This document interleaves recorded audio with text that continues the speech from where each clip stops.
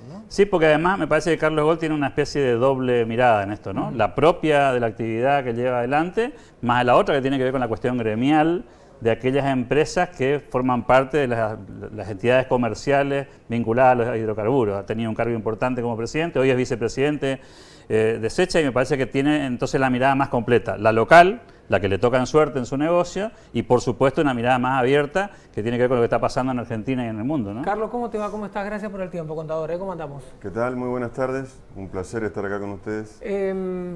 La realidad por la que está atravesando el sector, verdaderamente. Yo te escuchaba, te decía recién en la previa que te escuchaba, habrá sido un mes atrás en algún medio nacional contando que verdaderamente era crítica la situación y que vos decías, si esto sigue así, no va a poder aguantar, no van a poder aguantar muchos de los estacioneros, verdaderamente va a ser muy difícil. Digo, sin limitarnos a lo que pasa en Corrientes, ¿dónde estamos parados hoy? Sí, si lo escuchaste, realmente es la situación tal cual se está viviendo dentro del sector, conjugada por una doble variable que tiene que ver no solo con la reducción del consumo, motivada obviamente por esta situación de pandemia, sino también, yo ya diría hoy en este contexto, con una grave crisis de rentabilidad, que tiene que ver con un margen del negocio en sí mismo que viene prácticamente congelado con un último aumento que se dio allá por el mes de diciembre de un 6%. La rentabilidad del sector depende pura y exclusivamente del precio y aquí vale la pena comparar o considerar en un sector donde tuviste un incremento de nada más que un 6% en los últimos 10 meses, porque el anterior hay que remontarse al mes de octubre, ¿qué otro bien de consumo o qué otro artículo ha tenido nada más que un 6% de aumento? Entonces, en ese comparativo es donde aparece esa alarma, esa palabra alarmista de crisis, que es la que hoy caracteriza al sector. Y en ese sentido, Carlos, vos hablabas de crisis de rentabilidad y la pregunta casi obligada es, ¿esto digamos, se termina traduciendo en estaciones de servicio que se cierran, gente que se retira del negocio y con un impacto probablemente de mediano plazo que lastima no solamente al sector, sino al resto de la economía en general, ¿no? Sí, esa es la consecuencia, sin lugar a dudas. Hoy no estamos hablando de cierres masivos porque el empresario más chiquito, por ponerle algún rótulo, de alguna forma va subsistiendo posponiendo pagos. Echa mano tal vez al diferimiento de impuestos, se nutre de cualquier posibilidad que le da la legislación como para poder capear un poco este temporal. Entonces trata de subsistir bajo cualquier circunstancia. Yo le tengo miedo a lo que va a pasar después, cuando le caiga una inspección, cuando aparezcan los controles y tenga que hacer frente a esa obligatoriedad de abonar lo que hoy está dejando de pagar. Yo pondría más la mirada en ese momento que en el de hoy, donde no está viendo esos cierres que mencionás. Pero digamos, están en el horizonte, ¿no? Está en el radar, sin dudas. El precio del combustible, Carlos, ¿es real? ¿Está muy lejos de lo que debería?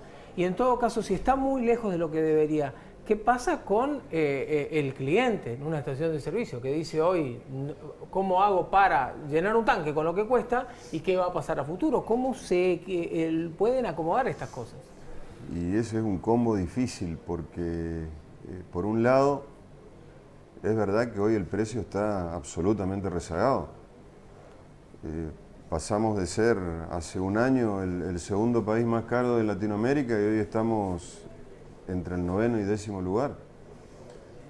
Sin duda que hoy el valor de pizarra del combustible en la República Argentina está muy por debajo de su valor. De alguna forma esto hace que el consumo, dentro de las limitaciones que hablaba hace un momento, no haya caído tanto. Y ahí es donde se viene la pregunta, ante un incremento que, dicho sea de paso, es inminente, porque ya se venía hablando en los medios y prácticamente yo diría que esta semana en cualquier momento se da. Siempre sucede o aparece ese fantasma de que aumenta el precio y decae el consumo, al menos durante un tiempo.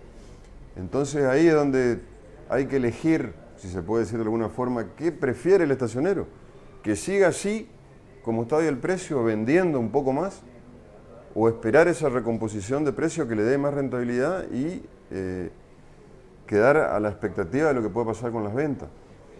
Eso únicamente lo va a develar la realidad en los próximos días. Ahora, cuando vos trasladás eso, Carlos, hacia adelante, ¿no? Este escenario de recesión, digamos, de mediano plazo, no solamente 2020, sino probablemente 2021. La reactivación, que está todavía muy en veremos, no tenemos fecha, no tenemos plazo, no sabemos cómo, no hay plan. La inflación que todo el mundo imagina, que a medida que vaya pasando los meses seguramente se va a ir escalando y por lo tanto probablemente el poder de compra de los argentinos en términos generales empieza a resentirse.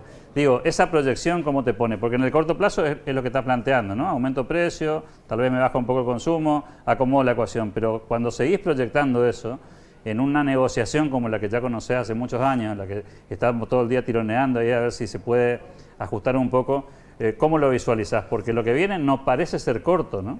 No, para nada. Yo en el mediano plazo, sin duda van a asumir un rol preponderante las petroleras, las compañías petroleras, en la negociación y la ayuda que puedan dar a sus respectivas redes. Ellos siempre dicen que los estacioneros son sus socios. Bueno, este es el momento en hacer valer, o va a ser el momento en hacer valer esa calidad de socio, para que las inversiones que tienen previstas las compañías petroleras, una vez que se produzca esta reactivación, pueda ser bajada en cascada hacia la red, traducido en mayores plazos de pago, algún tipo de comisión incremental por un X periodo de tiempo. Son todos los elementos que hoy por hoy estamos teniendo en carpeta para poder llevar a la mesa de negociación cuando sea el momento. Ahora, hay un dato ahí, Carlos, importante, ¿no? En estas horas se conoció, bueno, la situación crítica por la que están pasando las petroleras en general, pero en particular la famosa empresa de bandera, digamos, que es YPF, ¿no? Sí. Un déficit significativo, pérdidas cuantiosas, el anuncio de un probable ajuste de puertas adentro, para tratar de que el mercado no reaccione negativamente a las posibilidades de crecimiento de esa compañía. ¿Crees que es compatible esa inversión en las estaciones mientras esa empresa por sí misma, por citar solamente el caso de esa empresa, ¿no? Porque obviamente hay otras, se ven lastimadas en su proceso de rearmado de sus costos internos? Sí, es compatible porque esas variantes transitan por carriles distintos. Si bien YPF, como bien lo decís, se conoció que en el segundo trimestre tuvo una pérdida de 85.000 millones de pesos, histórica, por otro lado sabemos que en su plan de expansión futuro tiene prevista algún tipo de, valga la redundancia, de expansión en la red. Y eso únicamente se traduce con ayuda al sector. De hecho, también, así como ha tenido pérdidas cuantiosas, ha logrado en el plano internacional un canje de su deuda que le permite avisorar con optimismo el futuro. O sea, ha reperfilado sus obligaciones negociables, eso le va a inyectar caja, de la misma forma que también necesita caja con el reajuste de precios. Entonces, todo eso se va a traducir en liquidez que va a tener que ser volcada a las estaciones y esa evolución se tiene que dar en algún momento. ¿Cuánta gente hay vinculada al sector? Digo, porque cuando hablamos de la estación uno dice, ¿qué va a pasar? Lo vemos de afuera, lo vemos desde adentro del auto, Carlos. Lo que pasa es que en cada estación hay un montón de gente que hoy, en realidad lo que hay que pensar es que está su laburo en juego, ¿no? Está el laburo de la gente, porque por más que vos seas propietario y tengas toda la intención del mundo, si no cierran, hay que empezar a tomar de algunas medidas que también produzcan un ajuste interno, ¿no? Sí, es un sector que hoy a nivel nacional ocupa aproximadamente 50.000 personas, una cifra importante.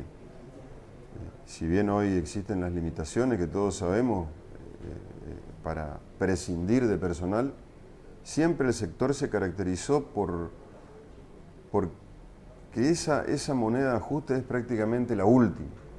Yo te diría, más allá de la situación y de este contexto pandémico que vivimos, no registramos de que se haya cortado por ese eslabón la cadena del personal. Es personal, por otra parte, capacitado, muy técnico, Acá en la Argentina, bien lo vemos, no sucede como en otros países que existe el autoservicio y se requiere del despacho por parte del personal, y para ello existe una capacitación permanente, una regulación que día a día crece, así que el personal es esencial. ¿Cómo avisorás el 2021, más allá de esto que ya se lo planteabas a Alberto, básicamente? Por supuesto que se avisora un panorama no solamente difícil, sino de muy lenta recuperación. Volver a transitar el camino normal que teníamos antes de este mes de marzo, yo creo que forma parte hoy del mediano plazo y no del cortoplacismo que podemos ver en el primer trimestre del año que viene.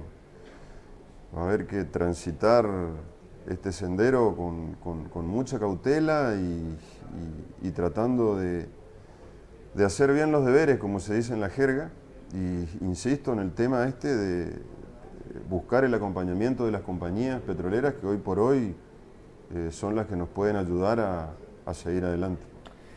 Carlos Boll, muchísimas gracias. No, por favor, gracias a ustedes. Que sigan muy bien. Seguimos, gracias.